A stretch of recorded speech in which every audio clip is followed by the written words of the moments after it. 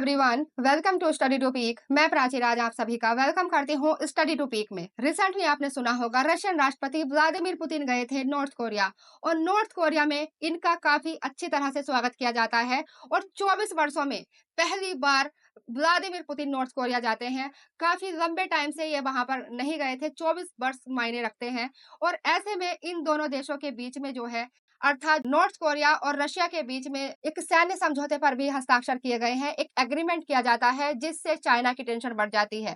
China tension में क्यों है और किस चीज से रिलेटेड वहां पर एग्रीमेंट किए गए हैं, उससे संबंधित आप सभी को इस वीडियो के माध्यम से कंप्लीट जानकारी प्रोवाइड कराने की कोशिश करूंगी। वीडियो के अंत तक बने रहना। आइए स्टार्ट करते हैं। यहाँ पर आप आर्टिकल देखें, द टाइम्स ऑफ इंडिया का आर्टिकल है, रशिया नॉर्थ कोरिया के मजबूत होते संबंध के बीच चाइना की पकड़ कमजोर पड़ रही है। आप सभी को मैं बता दूं, रशिया और नॉर्थ कोरिया के बीच में जो ये सैन्य समझौता हुआ है, इससे चाइना परेशान क्यों है। आप सोच रहे होंगे कि रशिया और नॉर्थ कोरिया के इस एग्रीमेंट से चाइना परेशान क्यों है। चाइना परेशान इसलिए है क्योंकि नॉर्थ कोरिया पर चाइना का काफी नियंत्रण है और ऐसे में चाइना का कंट्रोल कमजोर हो सकता है। और वैसे भी अगर आप देखें, चाइना के वेस्टर्न कंट्रीज के साथ भी रिलेशन सही नहीं है। ऐसे में चाइना परेशान नहीं होगा तो और क्या होगा।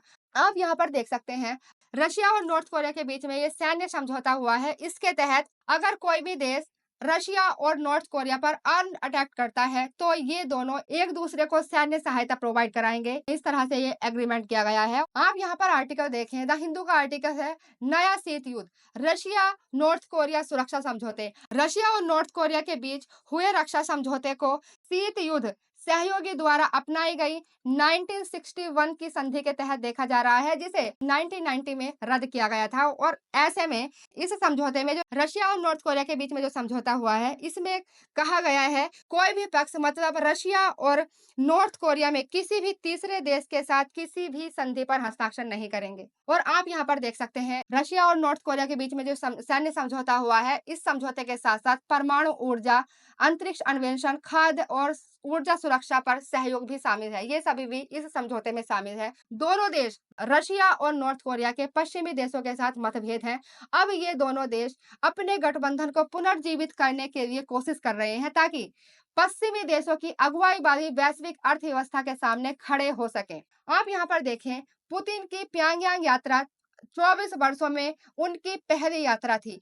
अपने आप में यह एक नई शुरुआत थी। अगर अतीत में आप देखें, रशियन राष्ट्रपति व्लादिमीर पुतिन ने नॉर्थ कोरिया के परमाणु कार्यक्रम पर जब अंकुश लगाने की बातचीत चल रही थी तो उसका समर्थन करते हैं रशियन राष्ट्रपति व्लादिमीर पुतिन।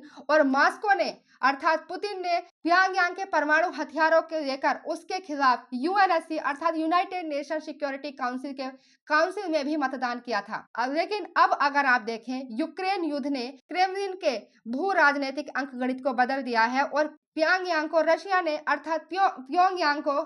ने अपने सहयोगी के रूप में उभरने का एक नया मौका दिया है। और आप यहाँ पर देख सकते हैं, जब यूक्रेन युद्ध लंबा खिंच गया और रशिया पश्चिमी देशों के अधीन आ गया, तब पुतिन गोला बारूद और बैलिस्टिक मिसाइल के लिए किम की ओर रुख किया अर्थात नॉर्थ कोरिया के लीडर की ओर रुख करते हैं और वहां की यात्रा करते हैं। और सितंबर 2023 में आपने देखा होगा, नॉर्थ कोरिया के लीडर किम की रशिया यात्रा के बाद नॉर्थ कोरिया ने रशिया को गोले बारूद की आपूर्ति की थी। यूक्रेन युद्ध के बाद से रशियन राष्ट्रपति व्लादिमीर पुतिन ने उन देशों के साथ सहयोग को लगातार विस्तार किया है जो यूएसए के साथ मतभेद रखते हैं अर्थात जिनकी यूएसए के साथ नहीं बनती। जैसे आप देखें, रशिया ने ईरान से कामिकेज ड्रोन खरीदे थे और चाइना एक प्रमुख आर्थिक तकनीकी और भागीदार के रूप में भी उभरा है। रशिया, जिसके जापान के साथ पहले से ही संबंध खराब है, अब इस सैन्य समझौते से जो रशिया और नॉर्थ कोरिया के बीच में हुआ है, इससे जो साउथ कोरिया है इसके संबंध भी बिगड़ सकते हैं। इस सुरक्षा समझौते से जापान, दक्षिणी कोरिया और संयुक्त राज्य अमेरिका के बीच पूर्वी एशिया में उभरती त्रिपक्षीय साझेदारी के रूप में होने की संभावना दिखाई दे रही है, जिससे महाशक्तियों के बीच उन नए शीत युद्ध को और मजबूती मिलेगी जो अभी अपनी शुरुआती चरण में है। रशियन राष्ट्रपति जो व्लादिमीर पुतिन नॉर्थ कोरिया गए थे, उनके बीच में जो एग्रीमेंट हुआ है और चाइना इससे टेंशन में क्यों आया। आशा करती हूँ कि आप सभी को समझ में आया होगा। आज के लिए इतना ही। Thank you.